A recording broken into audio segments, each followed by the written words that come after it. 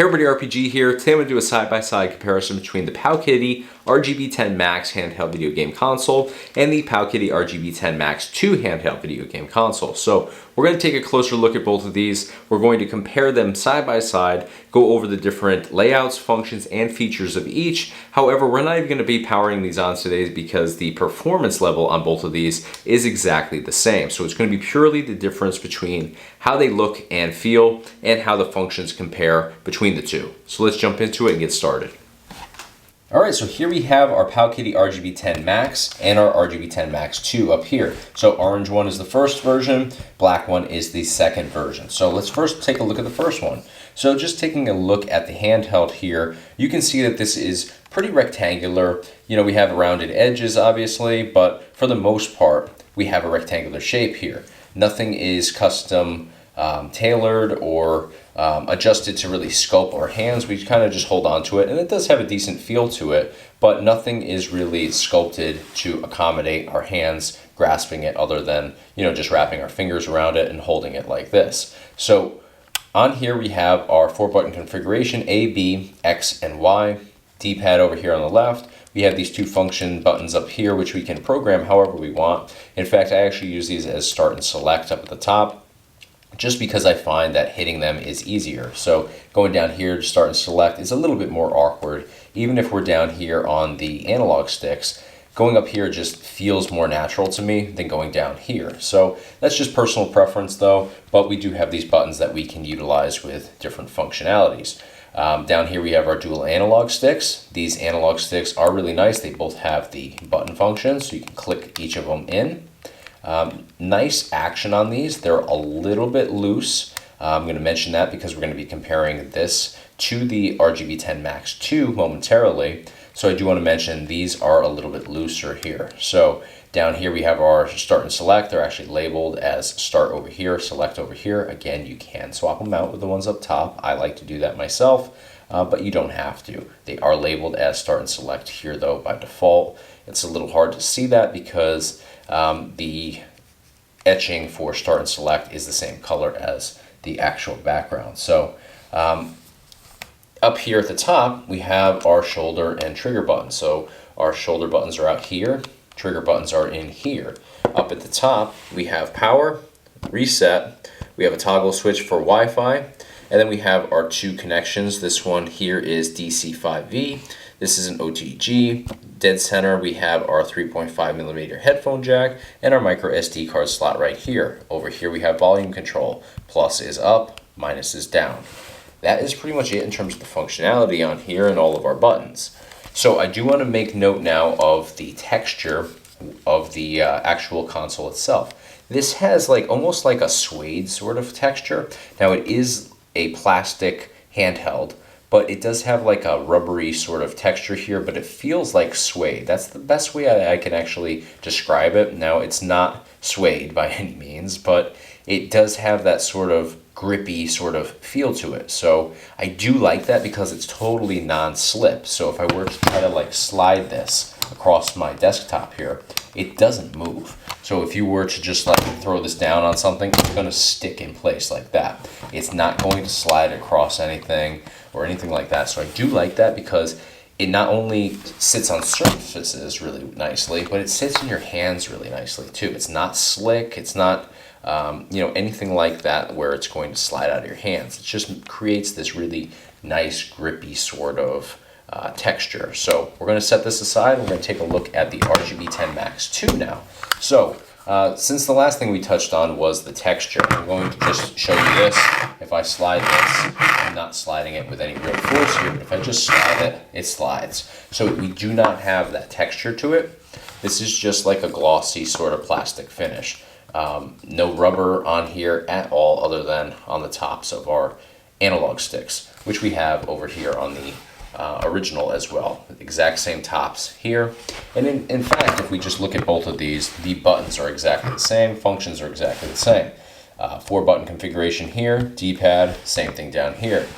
Both of these buttons are present here, both are present here, start and select as well. So comparing the faces in terms of the buttons and the way that they're set up, they're exactly the same. So let's dive into this guy a little bit more. If we're looking at the shape here, you can see that this has really nicely tapered in. So this actually fits in your hands so much better. We have a little, it doesn't look like much here, but that is actually something to grip onto because our fingers behind here can actually kind of sit on this little indent that we have right here. So we have a slight, I'm trying to get the right angle, but slight indent right here you can see. And that's perfect for our finger to just kind of sit inside of. Doesn't seem like much, but it makes a big difference. This sits really nicely in here. And I do really like the way that they've made that adjustment to the layout. It's just sculpted super nicely. So, thumbs line up perfectly well with everything, just like they do here. If I hold this, now it's not sculpted to accommodate me here. I have no ridge or anything to rest my fingers on, but my fingers do line up really nicely here with all the different buttons and functions. So no difference there really. It just comes down to this little bit here and that little ridge that we can rest our hands on down there.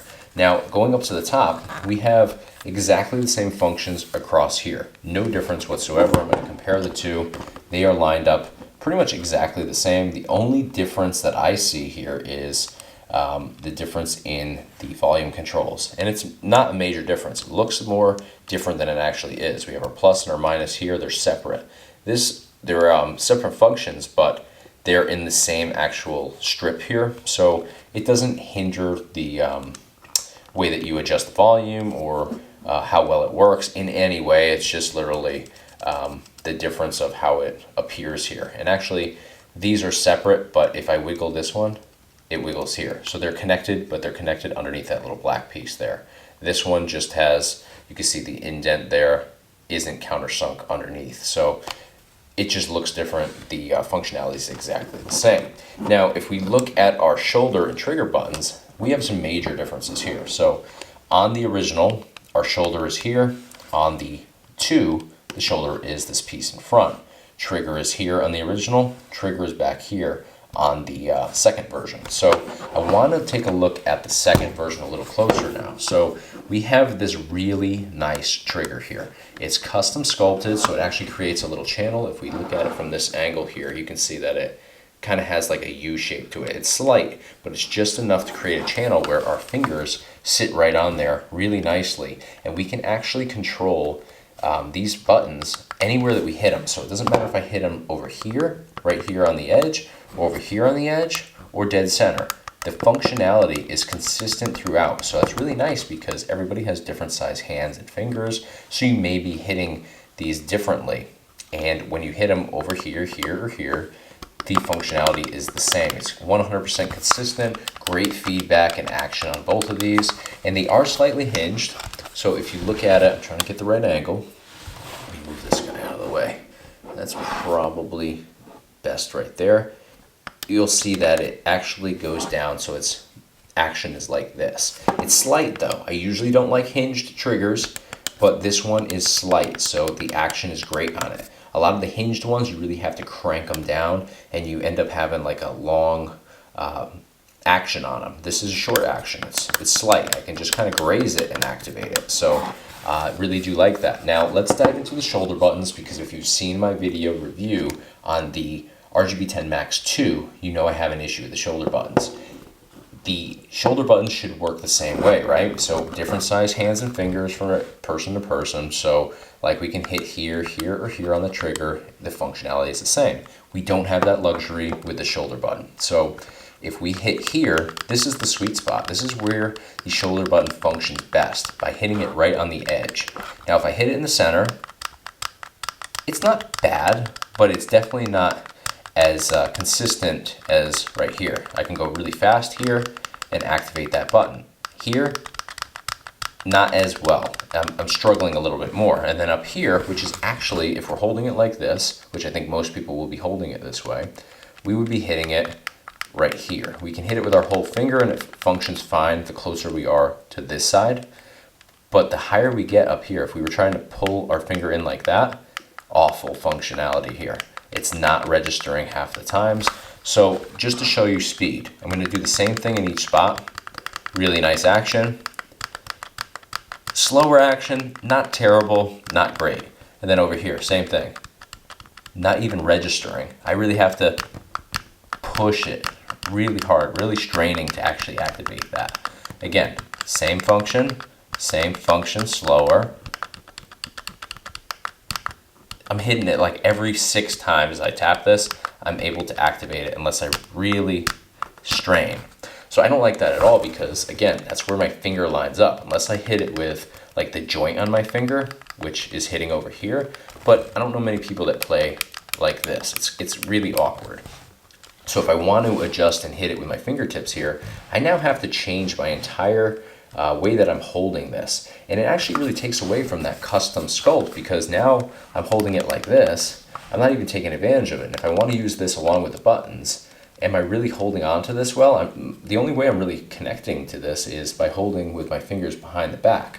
Not a great way to hold it. So the major difference between these guys right here comes down to the shoulder buttons, trigger buttons, and this custom sculpted piece here. So I do love this, but the fact that we have to kind of abandon the way that we hold this when we're trying to use our shoulder buttons is a major problem.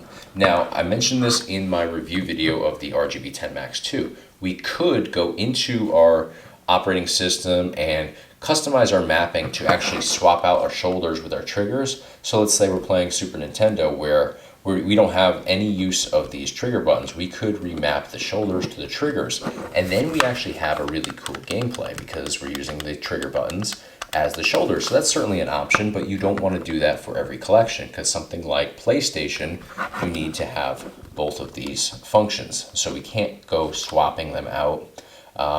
Or, I mean, we could, but it wouldn't make any sense at all.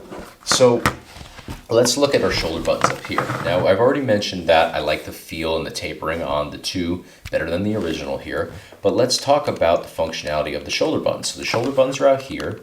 Again, we're not going to be hitting it with our fingertips really, but it doesn't matter if we hit on the edge, middle, or the top. It works exactly the same everywhere. Going fast here and registering, going fast here and registering, going fast here and registering. So we can hit that with our fingers and it actually feels much better than on the RGB10 MAX 2. Or we can adjust this way.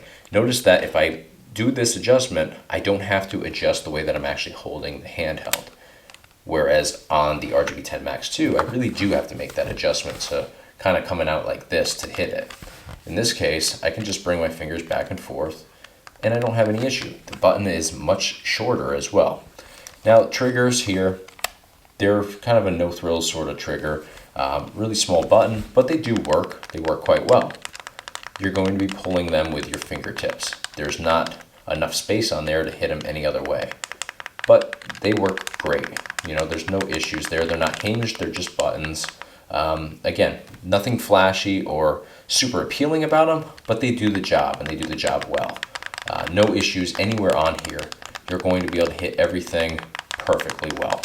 So now it's time to compare the two and talk about what I would recommend. Okay, so the performance on these, which I said in the beginning, I'm not going to power them on, I'm going to stick to that. There's no reason to power these on because the performance between both of them is exactly the same. They didn't upgrade anything within. In fact, the requirements for the operating systems has not changed. So if you have a SD card that works on the original handheld, it's going to work on here because they did not change any software requirements between the two. So that's a great indication that they really didn't make much adjustments within these handhelds from the original version to the second version. So performance is exactly the same. We're going to have our limitations when it comes to N64, Dreamcast, and PSP, but everything prior to that is going to work really nicely. Buttons function super well here and here, so no difference at all. So which would I recommend? I'm going to make this really simple for you guys. If you already have this up here, there is absolutely no reason to buy this. That's just because performance is exactly the same. Yes, you do get a nicer feel down here. I do like it much better, but does it justify buying a brand new handheld console that has no performance advantage over the original purely for this here and this trigger button up here, because we know the shoulder button sucks on here. There's no beating around the bush or putting it delicately. It totally sucks. There's no benefit to it over this one up here other than the way that it looks, but functionality is terrible on it. So the real advantage is just the triggers and this sculpting here. So if you have the original one, don't upgrade to the second one. You're going to be wasting your money unless you find the difference here to justify the cost. I personally do not, so I would not recommend doing that. Now, if you don't have the original one and you're looking to get an RGB10 MAX or MAX 2, then you could go with the second one. Now, again, I've said this multiple times, the only difference is going to come down to this right here, the overall feel, and the triggers. These are the only advantages. This shoulder button is not an advantage, it's a disadvantage, it's less functional than the original one. So if you're coming in here fresh and you're looking to get a handheld and you're choosing between these two, you could go with this one over this one if you find this to be worthwhile. If you find this to be a deal breaker, then I bet you can get this original one at a much cheaper price. So I'm not necessarily making it easy on you guys, but I am pointing out the facts and my experience with these two handheld devices. You could probably get this at a cheaper price than this because this is the new hot item right now. And it does have some nice functions here and up here. But in my opinion, it's not worth the extra cost of this when the performance within is exactly the same. So some people are going to disagree with me because they're going to think that this is the flashier, more sculpted look, and it 100% is.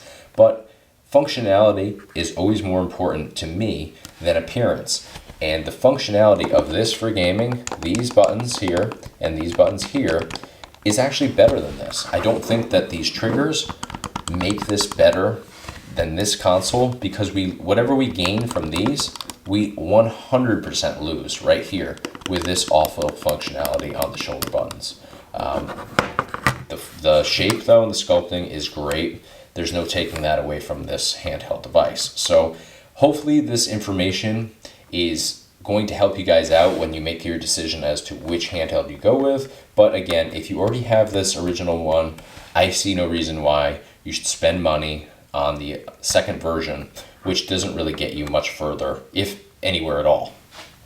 All right, guys, so I'm not going to waste too much of your time here. That's pretty much my feelings on these two devices. They both have their strengths and weaknesses, but just to reiterate this, once again, if you have the original one, stick with the original one. There's no reason to upgrade to the second one. If you don't have either one and you're coming in fresh, then I can understand going for the RGB10 MAX 2 over the RGB10 MAX 1, the original one. So choice is yours. I'm just trying to point out the facts and the information, and all of this is based off of my personal experience with these two handhelds. So hopefully this video was helpful to you guys and helped you to make a decision as to which is the best option for you. If you have any questions or anything like that, feel free to hit me up in the comment section. Always happy to help you guys out.